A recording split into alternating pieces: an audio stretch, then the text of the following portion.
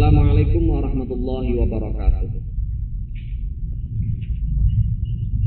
Alhamdulillahilladzi arsala Muhammadan mubasysyiran wa nadhira wa da'iyan ila Allah bi'idnihi wa sirajan munira. Allahumma shalli wa sallim wa barik ala sayyidina Muhammadin khairil wara wa ahsanin nasi khalqan wa khuluqan wa ala alihi wa ashabihi wa man tabi'ahu bittiba'i sunnatihi minad dunya ilal ukhra. Amma ba'd. Anak sekalian, para santri, para siswa madrasah aliyah dan kaum muslimin yang dirahmati oleh Allah Subhanahu wa taala. Salam sehat semuanya, semoga semuanya yang ada di rumah dikaruniai oleh Allah kesehatan.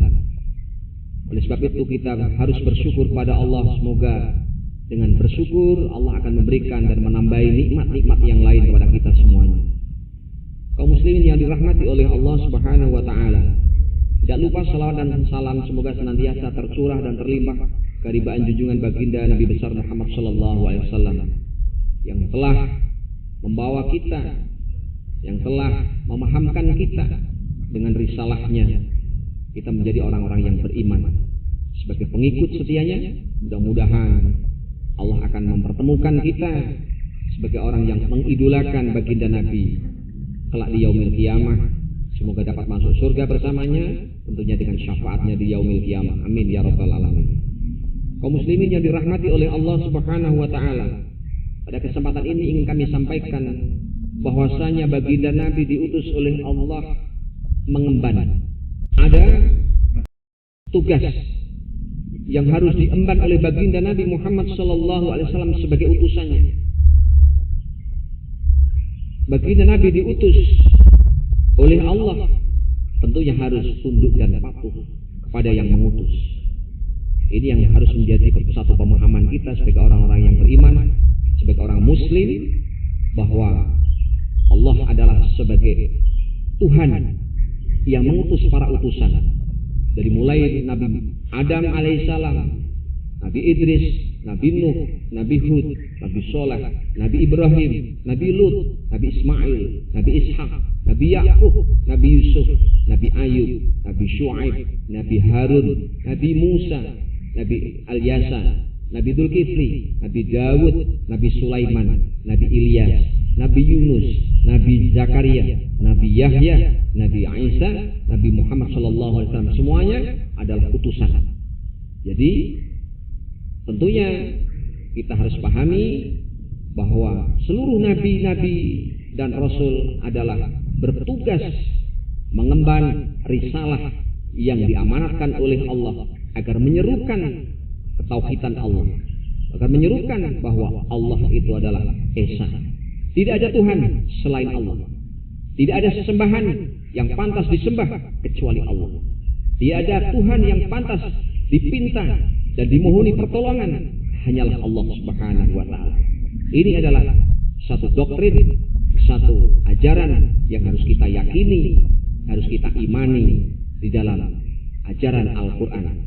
Kaum muslimin yang dirahmati oleh Allah Subhanahu wa taala, jangan sampai kita terkecoh ketika ada tetangga kita, agama kita yang menganggap bahwa Nabiullah Isa alaihissalam ada sebagai utusan sekaligus sebagai Tuhan.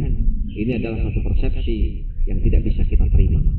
Artinya orang yang mengutus dan yang diutus tentunya beda. Allah yang mengutus dan Nabi para Rasul yang diutus, apakah sama antara yang mengutus dan yang diutus derajatnya? Tentu beda. Oleh sebab itu, sebagai seorang utusan, mereka menyatakan hanyalah sebagai utusan Allah, diutus oleh Allah. Oleh sebab itu, tidaklah benar ketika ada sebagai umat pengikut agama yang mengimani utusan Allah sebagai Tuhan juga. Kaum muslimin yang dirahmati oleh Allah Subhanahu wa taala, apa yang harus diemban, yang harus disampaikan oleh para nabi dan rasul sebagai utusan Allah Subhanahu wa taala dinyatakan di dalam Al-Qur'an, Quran surah Al-Ahzab. A'udzubillahi minasyaitonirrajim. Bismillahirrahmanirrahim. Ya ayyuhan nabiyyu inna arsalnaka syahidan. Wahai Nabi, sesungguhnya kami mengutusmu, arsalnaka syahidan, kami mengutusmu sebagai syahid, sebagai saksi, untuk menyaksikan pengikut-pengikutmu, umatmu yang mengikuti seruanmu, mengikuti ajakanmu, sehingga mereka beriman kepada seruanmu, mengimani Allah Subhanahu wa ta'ala, mempercayai Allah dan mempercayai para nabi yang diutusnya.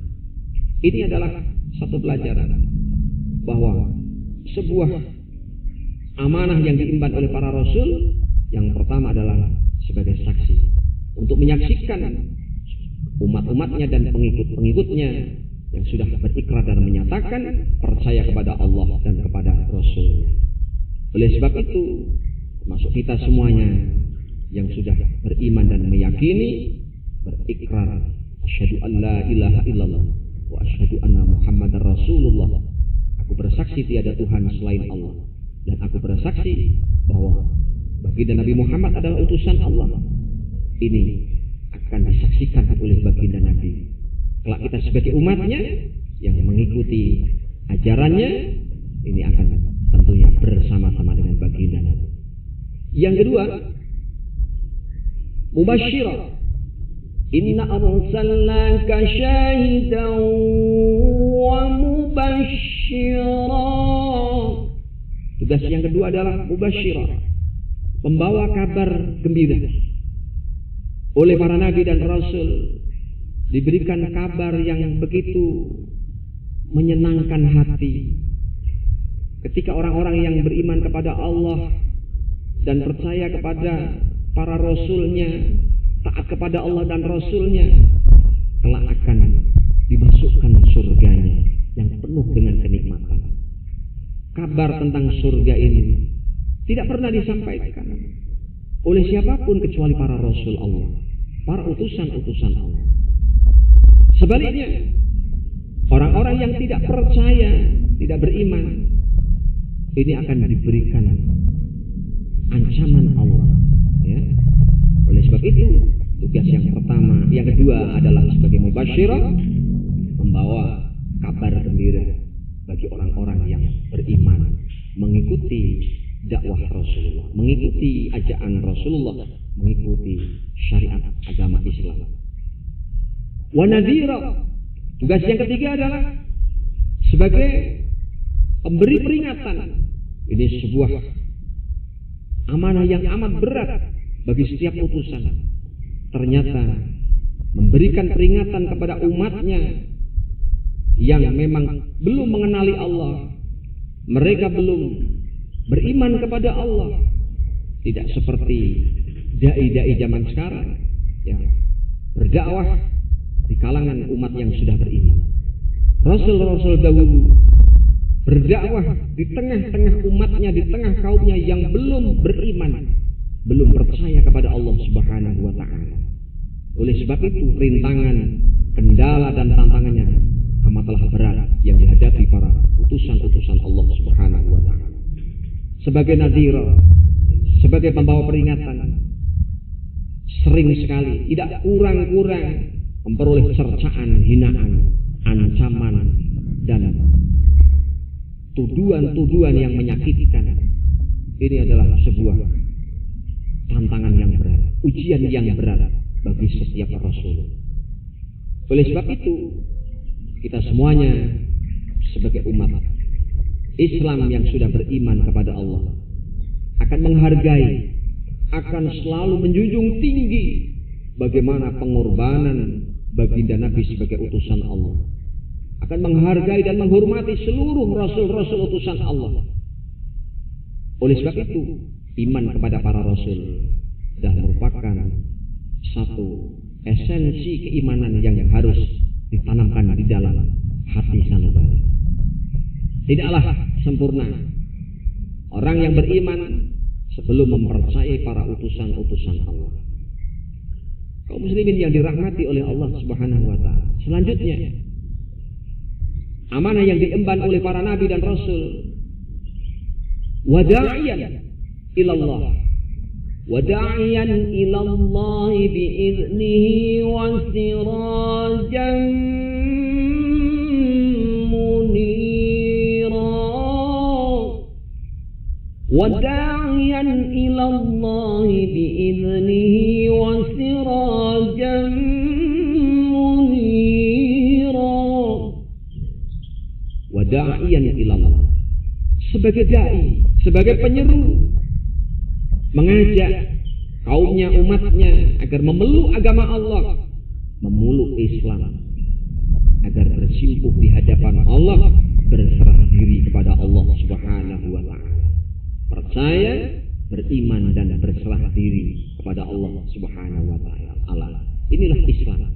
Jadi agama yang menyerahkan totalitas dirinya, menghambakan dirinya kepada Allah Subhanahu wa taala, bukan kepada makhluk-makhluk yang diciptakan oleh Allah Subhanahu wa taala.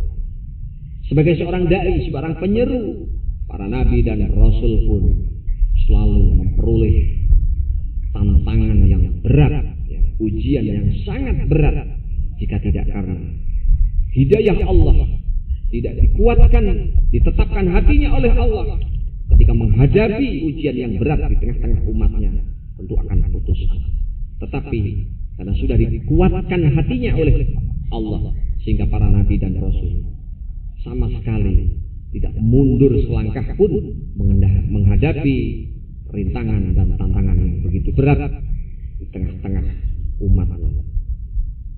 Inilah beberapa amanah yang harus diemban oleh para nabi dan rasul.